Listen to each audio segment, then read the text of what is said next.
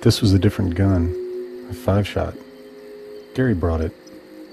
I started thinking about how I hadn't checked the damn thing to see that there was indeed only one bullet in it. How did I know I could trust Gary and his gun? Suppose he put that single bullet in the only empty chamber. But then I think, he wouldn't do that. Suppose the gun pointed at him. The handle was getting warm and the thing was gaining weight by the second. Trying not to think about Eric, I started my pull.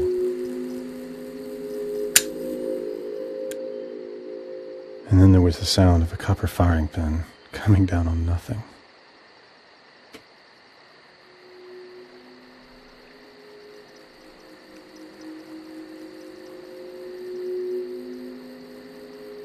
You can't know if you've never done it how hard it is to pull that little stub inside the trigger guard once a live gun is against your head.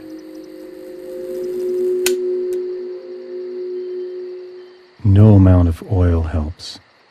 In your hand and pointed at your head, the trigger just seems to drag and scrape.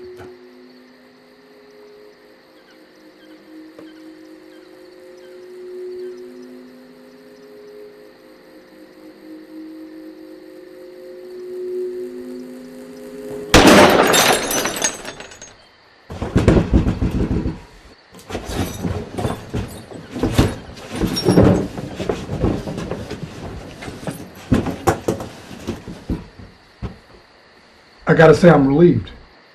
I'm so relieved here. Dude, God, what is wrong with you? What? I'm serious. I'm dead serious. And I'm sorry it had to happen to her. I'm so fucking glad it didn't happen to me. No shit.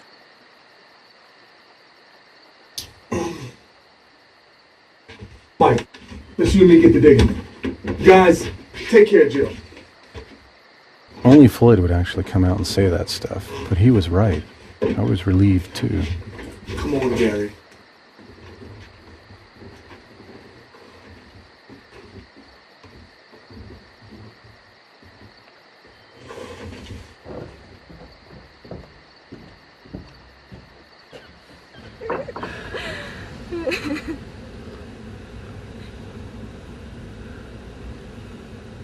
Did Eric say when he was coming?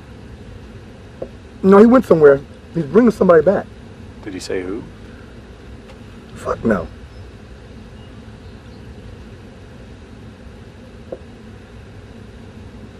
Jennifer. What? How'd you meet Eric? Does it really matter? It's just interesting. I keep looking for the pattern. I expect, there should be one, but I can't see it. I mean, see, you two guys are into this paranormal, tarot, coondongs and shit. But I've never given it a second thought. Do you know how I met him? Get this shit. At the casino. I'm at the Stardust on the reservation, playing roulette. And he's standing behind me. And he talks just loud enough so I can hear him. 23 red. It comes up 23 red. Oh shit, motherfucker. You could have told me that before I laid my bed down. I'm thinking, the guy just got lucky. He goes, no problem. 16 black. What the fuck? So I laid $10 on 16 black. He shakes his head. I'm like, what? All. At this time I got about $200, $250 maybe. And I sure as shit ain't gonna bust out at 9:30. And remember, I just met this guy. I'm like, no fucking way. He says, then you lose. Then the lizard part of my brain starts taking over. And the next thing I know, I'm pushing in all my chips on $1,000,001 bet and color my ass surprised. It comes up 16 black. Oh, no fucking way. And then people are coming around me, clapping me on the back and buying me drinks and shit. I'm looking around for this guy. Poof. So what happened? Well, I ran into him the next day. I have your friend. He laid down the plan. I said, fuck yeah, I'm in. Everybody, I want you to meet your new friend, Jill. Hi, new I'd like friend. to meet you, everyone. Floyd was right. If there was a pattern, it was hard to see. What time is it? Floyd. What's the fucking time? Jesus. 15 minutes ago, it was 10 of 12. So, it's, what, 5 after? I've got 7 cats. That's all she wrote, Cinderella. The ball's up. And the bitch is, we don't even know Gary's last name. We can't even track him. Look, maybe he had a blowout. My ass! He didn't have a blowout. Man, we don't get flat tires. When is the last time you got a whiff of bad luck? How much money you got, Mike? What are you worth? It's never been about the money for me, Floyd. It's always been about the money for me. I mean, 6 years ago, I had 2 mortgages, maxed out on my credit card. What? I'm worth what, 12 million now? We've been protected. Our families have been protected. Our fortunes have been protected. Because of this pact.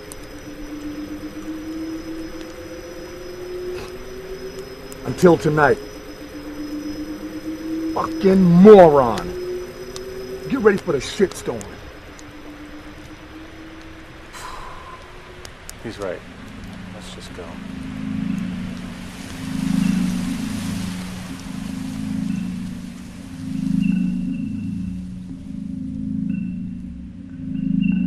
When I got back home, my wife Rhoda greeted me with the news that our dog, a wire-haired terrier named Digby, had got himself run over. That was the start. The next morning I awoke to the sound of my wife retching blood. The doctors couldn't rule out stomach cancer. We would just have to wait until the test came back. I learned later that it was the same for Jennifer and Floyd. It rained shit, as Floyd put it, for 4 days. On the morning of the 5th day, it was done. I got a call from Dr. Banerjee. My wife did not have stomach cancer. She would need to stay in the hospital for 2 days. This was lucky since I'd be able to run up to the cabin and back without raising suspicion.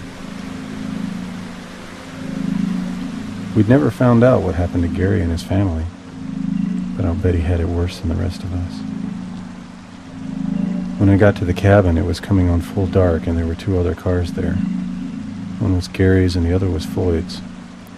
Floyd done the hard work. He cleaned up the mess and dug the grave. We buried him, and then Floyd did something. He said a Christian prayer for Gary. This wasn't off limits. Eric had explained that what we were tapping into had nothing to do with any existing religion. Still, we hadn't done it. Maybe because it didn't feel right. Well, it felt right to Floyd, and I was glad.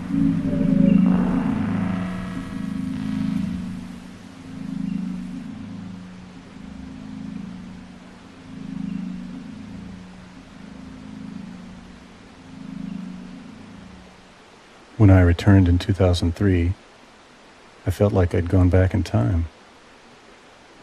I half expected Jill and Gary to show up. Of course they didn't, and seeing their graves began to break me out of my spell of deja vu. Mike, it's cold outside. Let's get over with.